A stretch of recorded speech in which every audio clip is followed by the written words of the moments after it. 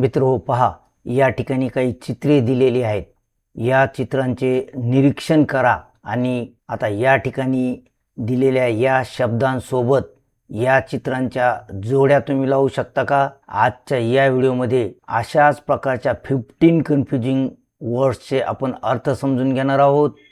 आपल्या इंग्लिश व्होकॅब्युलरीमध्ये भर टाकणार आहोत आणि MPSCच्या ग्रुप बी, ग्रुप सी, TET, टेट या आणि अशा इतर अनेक कॉम्पिटिटिव्ह एक्झाममध्ये आलेले PYQs म्हणजेच प्रिव्हियस इयर क्वेश्चन सोडविणार आहोत. म्हणून व्हिडिओ शेवटपर्यंत पहा. चला आता या शब्दांचे नेमके अर्थ आणि त्यातील फरक समजून घेऊया. पहा, या ठिकाणी CANVAS असा शब्द आहे, तर दुसरा CANVASS असा शब्द आहे. यासोबतच CANNON कॅनन असा शब्द आहे, तर CANON असा शब्द आहे. अशा प्रकारचे हे 4 शब्द आहेत ज्यांच्यामध्ये थोडाच फरक आहे, परंतु मित्रो या एका लेटरमुळे या शब्दांच्या अर्थामध्ये खूप फरक पडतो. CANVAS म्हणजे कॅनव्हास. हे एक प्रकारचे जाडे भरडे कापड असते आणि हे चित्रकार याच्यावर चित्र काढण्यासाठी वापरतात. तर CANVASS याचा अर्थ आहे प्रचार करणे किंवा राजकीय प्रचार करणे. तर मित्रो CANVASS हे व्हर्ब आहे, तर CANVAS हे आहे नाऊन. तर CANVAS या नाऊनचा अर्थ काय आहे? चित्र काढण्यासाठी असलेले कापड. तर CANVASS या व्हर्बचा अर्थ काय आहे? उमेदवाराचा प्रचार करणे. मित्रो हा शब्द CANVAS पासूनच तयार झालेला आहे. कशामुळे? कारण पहा, या ठिकाणी हे जे कॅनव्हास आहेत, जाडे भरडे कापड आहे चित्र काढण्यासाठी वापरलेले, हेच कापड पूर्वी उमेदवार आपला प्रचार करण्यासाठी वापरत असत आणि यापासूनच मग कॅनव्हास म्हणजे राजकीय प्रचार करणे किंवा मतदारांच्या भेटी घेणे वगैरे अर्थ आलेला आहे. आता CANNON कॅनन, कॅनन ही आहे तोफ. तर इंग्लिशमध्ये याला काय म्हणतात? A large heavy gun used in Wars. तर या ठिकाणी पहा CANON आहे, एकच एन आहे. तर याचा अर्थ काय आहे? अ जनरल रूल, एक प्रकारचा नियम किंवा a general rule by Christian church किंवा ख्रिश्चन चर्चचा नियम, कोणताही नियम असा देखील या CANONचा अर्थ आपण घेऊ शकतो. चला आता याच्यावर परीक्षेमध्ये आलेले प्रश्न आपण सोडवूयात.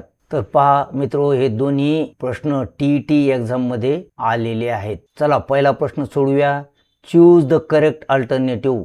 CANVASS canvas shoes are no longer in vogue. पहा, या ठिकाणी CANVASS वापरलेला आहे. ॲक्च्युली इथे CANVAS पाहिजे होतं. कशामुळे? कारण त्याच्यानंतर शूज आलेला आहे. कॅनव्हास म्हणजे कापडाचे shoes, are no longer in vogue म्हणजे कापडाचे शूज आता कोणी वापरत नाही अशा अर्थाचं हे वाक्य होतं, परंतु हा शब्द इथे चुकीचा वापरलेला आहे. तर इथे काय पाहिजे होतं?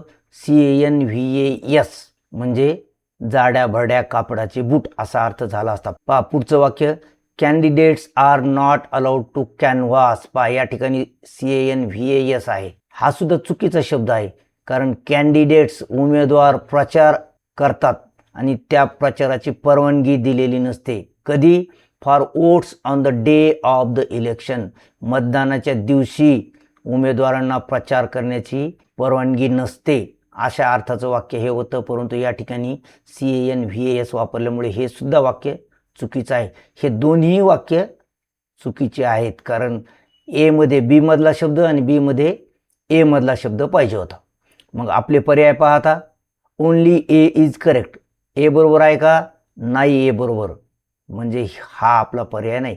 Only B is correct. B बरोबर आहे का? B सुद्धा बरोबर नाही. Both A and B are correct. दोन्ही बरोबर आहेत का? दोन्हीही बरोबर नाहीत. मग आपलं उत्तर कोणतं आहे? Both A and B are wrong. दोन्हीही चुकीचे आहेत, म्हणजे हे आपलं उत्तर आहे. चला पुढचा प्रश्न पाहूया. Choose the correct alternative.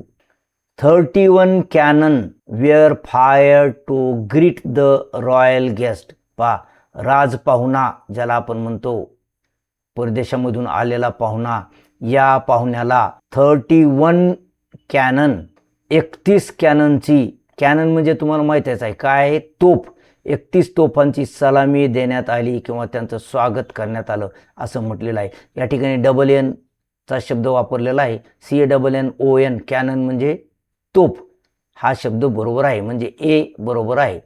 For social peace and harmony we should all observe the canons of morality. पहा या ठिकाणी एकच येणं आहे, कॅनन्स ऑफ मॉरॅलिटी म्हणजे नैतिक नियम आहे का नाही, नीतिमत्तेचा नियम आपण पाळायला पाहिजे. कशासाठी?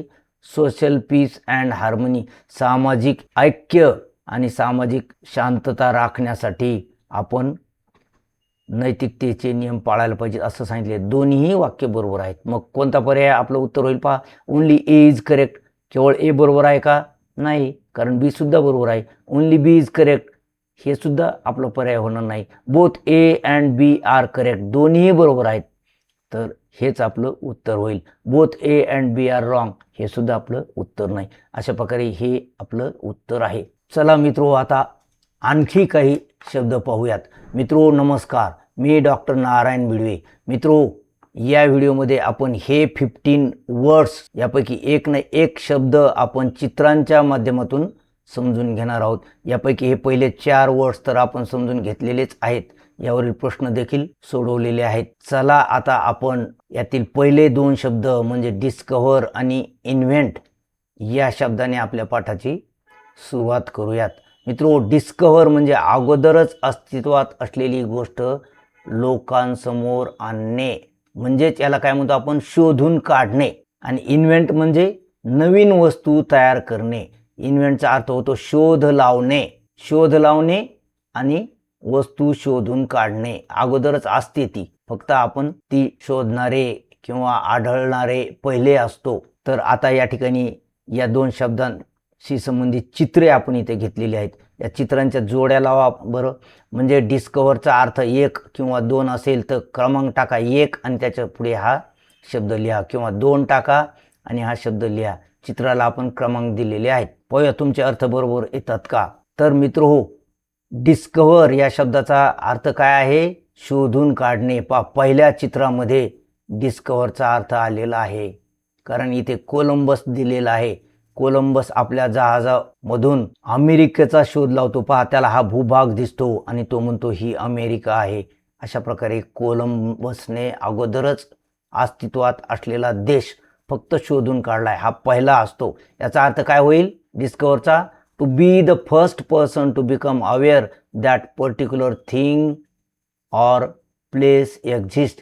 विशिष्ट गोष्ट किंवा ठिकाण अस्तित्वात आहे हे ज्याला पहिल्यांदा कळतं का, त्याला आपण म्हणतो शोध लावणे किंवा त्याने शोध लावलेला असतो. तर दुसऱ्या चित्राचा अर्थ काय आहे? इन्व्हेंट. इन्व्हेंट म्हणजे शोध लावणे. थॉमस एडिसनने या बल्बचा शोध लावलेला आहे. ही वस्तू त्याने नवीन तयार केलेली आहे प्रयोग करून करून. तर याचा इंग्लिशमध्ये अर्थ काय आहे? To make something that has not existed before. अगोदर जी वस्तू अस्तित्वात नव्हती ती जर तयार केली तर त्याला म्हणतात इन्व्हेंट. चला आता परीक्षेमध्ये यावर आलेला प्रश्न आपण पाहूया. असिस्टंट 2012च्या एक्झाममध्ये आलेला प्रश्न आहे. Fill in the blank choosing the correct alternative. रिकामी जागा भरायची आपल्या. Newton dash dash that the force of gravitation makes apples fall. न्यूटननं पहिल्यांदा शोधून काढलं. काय शोधून काढलं? इन्व्हेंटेड म्हणता येईल का याला? नाही, नवीन काहीच नव्हतं केलं न्यूटननं, अगोदरच होतं ते. तर त्याला आपण काय म्हणू? डिस्कव्हर्ड. न्यूटनने ते शोधून काढलं की अरेच्या माझ्या डोक्यावर ॲपल पडलं, हे खालीच का पडलं? तर फोर्स ऑफ ग्रॅव्हिटेशन, गुरुत्वाकर्षण असल्यामुळे ते खाली पडलं हे पहिल्यांदा न्यूटनला कळलं, म्हणून याला डिस्कव्हर्ड आपण म्हणू, इन्व्हेंटेड नाही. लक्षात ठेवा. चला मित्रो, पुढील शब्द पाहूयात. ROLL रोल आणि ROLE असे हे 2 शब्द आहेत. या ठिकाणी LL आलेला आहे आणि इथं LE आलेलं आहे. तर ROLL रोल म्हणजे गुंडाळणे, गुंडाळी. तर ROLE रोल म्हणजे नटाची भूमिका. तर आता याच्याशी संबंधित चित्रे आपण घेतलेली आहेत. आता कोणत्या चित्रासोबत कोणता शब्द मॅच होतो तो मॅच करा. क्रमांक 1 टाकून जो शब्द येतो तो शब्द लिहा किंवा 2 टाकून जो शब्द येतो तो लिहा. चला आता आपण हे चित्र आणि शब्द मॅच करूया. ROLL रोल म्हणजे गुंडाळी किंवा गुंडाळणे. या ठिकाणी कागद गुंडाळलेला आहे. तर ROLE रोल म्हणजे नटाची भूमिका. या ठिकाणी पुरुष नट आहे, त्याने स्त्रीची भूमिका केलेली आहे. या शब्दांचे इंग्लिशमध्ये अर्थ पहा. To curve something into a tube shape. एखादी गोष्ट ट्यूबच्या आकारामध्ये गुंडाळणे याला म्हणतात ROLL रोल. आणि ROLE म्हणजे नटाची भूमिका, म्हणजेच a character played by an actor. एखाद्या ॲक्टरने एखादी भूमिका, एखाद्या कॅरेक्टर एखाद्या रंगभूमीवर एखाद्या सिनेमामध्ये प्ले केलं तर त्याला म्हणतात he played the role, play role असं आपण म्हणतो. चला परीक्षेमध्ये याच्यावर आलेला प्रश्न आपण पाहूया. Identify which part of the sentence has an error. कोणत्या भागामध्ये चूक आहे वाक्याच्या ते आपल्याला ओळखायचं आहे. According to me he is the ideal choice for performing this role. या ठिकाणी ROLL आलेलं आहे. ROLL म्हणजे काय, तर याचा अर्थ आहे गुंडाळी, म्हणजे हा शब्द इथं सूट होत नाही. मग कोणता शब्द पाहिजे होता? ROLE रोल म्हणजे भूमिका करणे, आहे की नाही. परफॉर्मिंग रोल भूमिका करणे असा त्याचा अर्थ होतो. म्हणजे चूक कशात आहे? डी मध्ये. म्हणजे हे आहे आपलं उत्तर. चला मित्र पुढील शब्द पाहूयात. या ठिकाणी ARTIST आलेला आहे. तर खालच्या शब्दामध्ये ARTISTE इथे ई एक्स्ट्रा आलेला आहे आणि इथे फक्त टीच आलेलं आहे. तर ARTIST आर्टिस्ट म्हणजे चित्रकार, शिल्पकार किंवा दृश्य कलाकार. तर ARTISTE म्हणजे रंगभूमीवरील कलाकार, नट, नर्तक. हा स्टेजवर परफॉर्म करतो आणि हा काहीतरी तयार करतो. हा चित्र तयार करतो आणि हा एखादं कॅरेक्टर उभं करतो.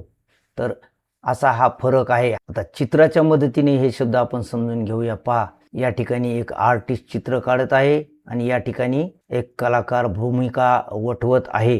तर कोणत्या चित्रासोबत कोणता शब्द मॅच होईल? एक सोबत दोन्हीपैकी कोणता शब्द मॅच होईल ते कॉमेंट बॉक्समध्ये लिहा. 2 सोबत कोणता शब्द मॅच होईल ते लिहा. चला आता आपण याचं उत्तर पाहूया. ARTIST आर्टिस्ट म्हणजे कलाकार किंवा चित्रकार किंवा शिल्पकार.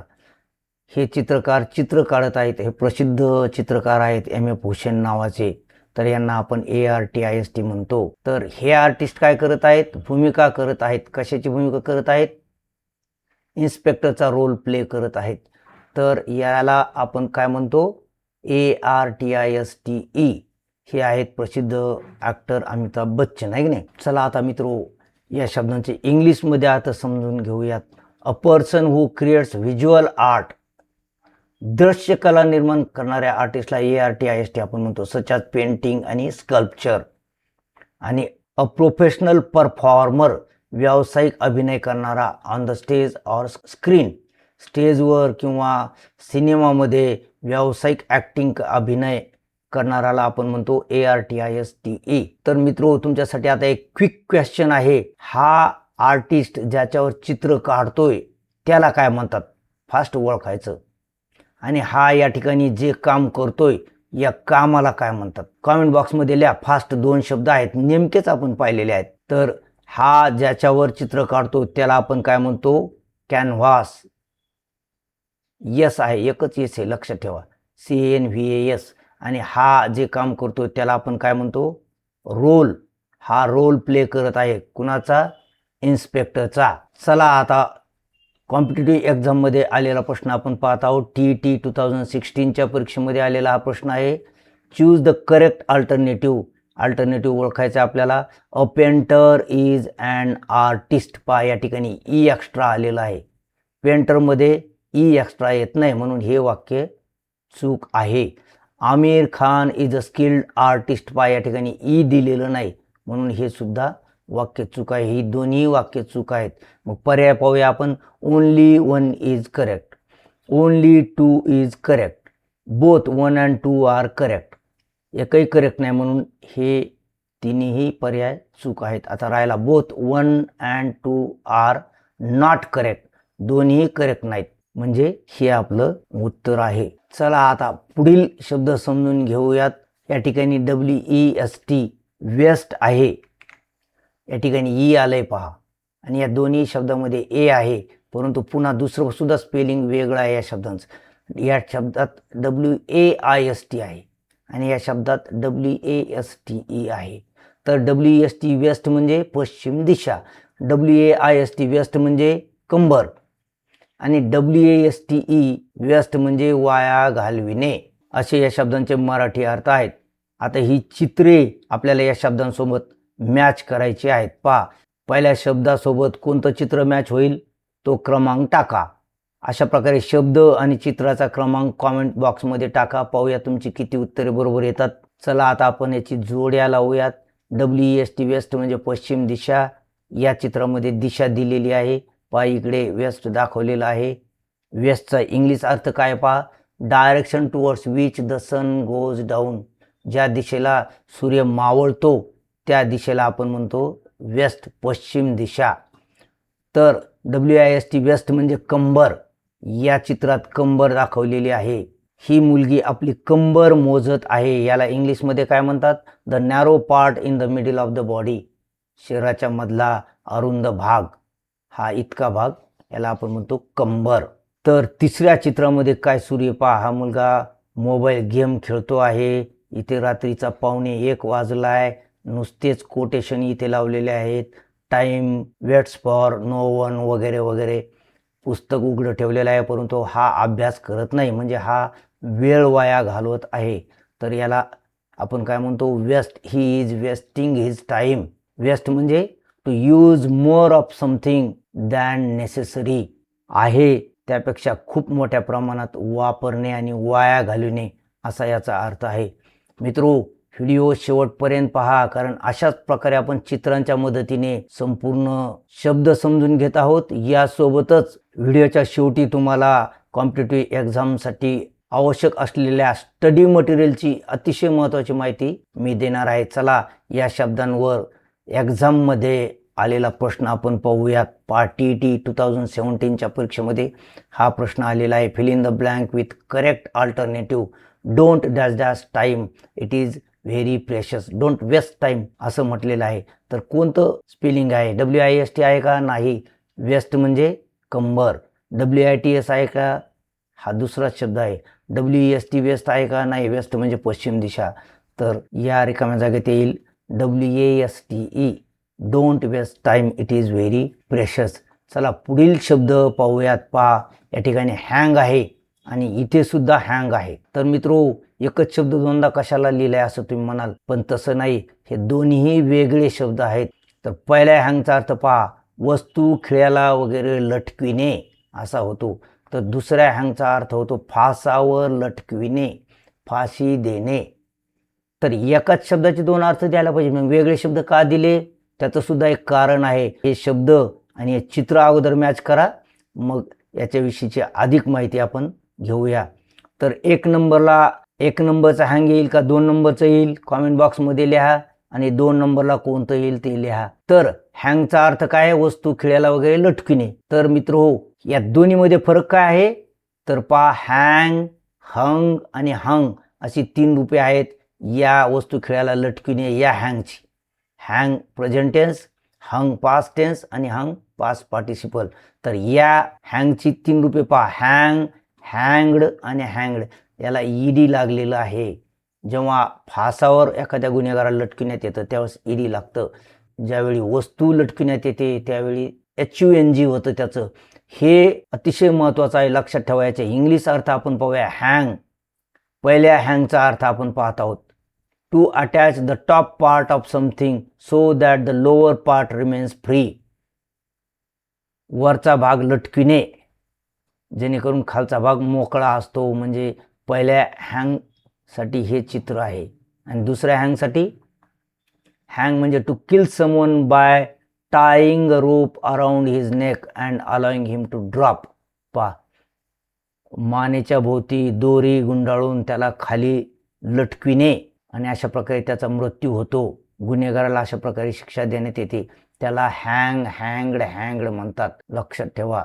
चला आता याच्यामध्ये कॉम्पिटिटिव्ह एक्झाममध्ये आलेला प्रश्न आपण पाहूया. टॅक्स असिस्टंट 2015च्या परीक्षेला आलेला हा प्रश्न आहे. Point out the correct sentence. आपल्याला बरोबर असलेलं वाक्य ओळखायचं आहे. द टीचर ऑफ जिओग्राफी हँगड द मॅप बाय ईडी आलय of India on the wall.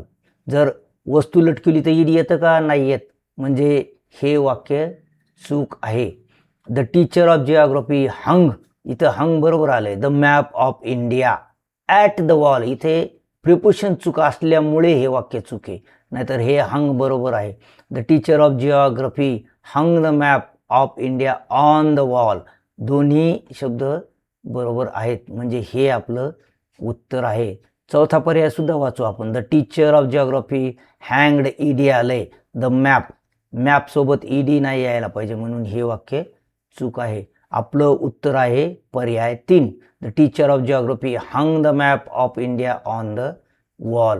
मित्रो, या ठिकाणी घेतलेले सर्व शब्द आणि हे सर्व वाक्यसुद्धा आपण topic wise PYQs English grammar या माझ्या पुस्तकामधून घेतलेले आहेत. विद्याभारती लातूरने हे पुस्तक प्रकाशित केलेलं आहे. तर मित्रो, या पुस्तकाची लिंक यासोबतच कॉम्पिटिटिव्ह एक्झामसाठी आवश्यक असलेल्या महत्त्वाच्या व्हिडिओच्या आणि व्हॉट्सअप ग्रुपच्या लिंक्स खाली डिस्क्रिप्शन बॉक्समध्ये दिलेल्या आहेत. मित्रो, व्हिडिओ आवडला असल्यास याला लाईक शेअर करा आणि अशाच प्रकारे चित्रांच्या आधारे तुम्हाला शब्द शिकायचे असतील आणि कॉम्पिटिटिव्ह एक्झाम्समध्ये आलेले प्रिव्हियस इयर क्वेश्चन्स तुम्हाला सोडवायचे असतील तर चॅनलला निश्चित सबस्क्राईब करा. पुढील व्हिडिओमध्ये आपण आणखी कन्फ्युजिंग वर्ड्स शिकणार आहोत आणि त्यावरील प्रिव्हियस इयर क्वेश्चन्स सोडविणार आहोत. मित्रो, तोपर्यंत व्होकॅब्युलरीवर या ठिकाणी दिलेले हे 2 व्हिडिओज अवश्य पहा. भेटूया पुढील व्हिडिओमध्ये. तोपर्यंत have a good day. Thank you.